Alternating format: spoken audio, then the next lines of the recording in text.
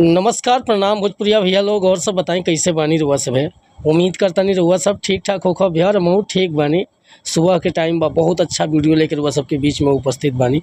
आज के गीत एकदम दिल के छू जाए वाला बा भैया, काहे कि ऐसा गीत सबके दिन आहे।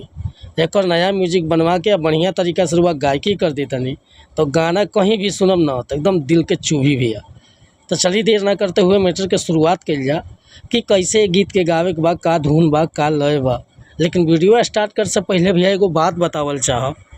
रउआ अगर नया सिंगर बानी आ सिंगिंग में इंटरेस्ट बा, अच्छा मैटर के तलाश में भटकतानी, बढ़िया गीत नहीं खे मिलत, सही तुकबंदी नहीं खे मिलत या आपके मन पसंद के मैटर नहीं खे मिलत, तो भैया अगर हमारा चैनल पर आ गई बानी तो सबसे पहले चैनल के सब्सक्राइब कर ली, बेल आइकन प्रेस कर ली। हर रोज़ रुआ के नया मैटर सुने के, देखे के और गावे के मिलत रही भैया।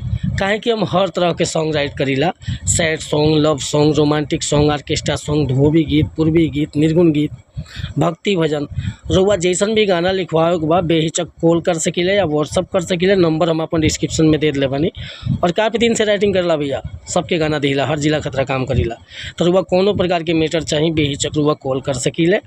और हाँ भैया, रुआ म्यूजिक भी बनवाओगे बा तो म्यूजिक कतरा भी कॉल कर सकिले, काहे कि अपना पास स्टूडियो भी बा, म्यूजिक के भी काम होला।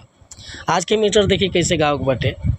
एगो लड़का कान्हा जी से का गुहार करता, आज रूठी तो मनावे आ दीदार करे वाला, रूठी तो मनावे आ दीदार करे वाला, कान्हा हमरो रहित पगली एगो प्यार करे वाला, कान्हा हमरो रहित पगली एगो प्यार करे वाला, दर्द है गम के बतिया पर विचार करे वाला, दर्द है गम के बतिया पर विचार करे वाला, कान्हा हमरो रहित पगली एगो प्यार करे वाला, कान्हा हमरो रहित पगली एगो प्यार करे वाला, रूठी तो मनावे आ दीदार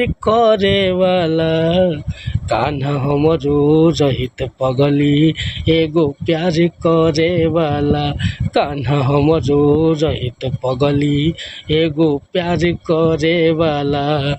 तो भैया ऐसा मैटर रुआ के हर कोई ना दी राइटर। अगर ये मैटर पसंद बा, फुल गीत लिखवावे के चाहता नहीं तो बेहिचक रुआ कॉल कर सकिले या व्हाट्सअप कर सकिले। हमार व्हाट्सअप के नंबर बाटे 8874473128। मिला नहीं फिर से अगला वीडियो में कुछ नया गीत के साथ। तब तक अनुमति चाहता नहीं। वीडियो पसंद आए तो एगो लाइक करब, कमेंट करब और चैनल पर पहली बार आए लेकिन बेहतर रिक्वेस्ट बा चैनल के सब्सक्राइब कर ले। जय हिंद, जय भारत, जय भोजपुरी समाज।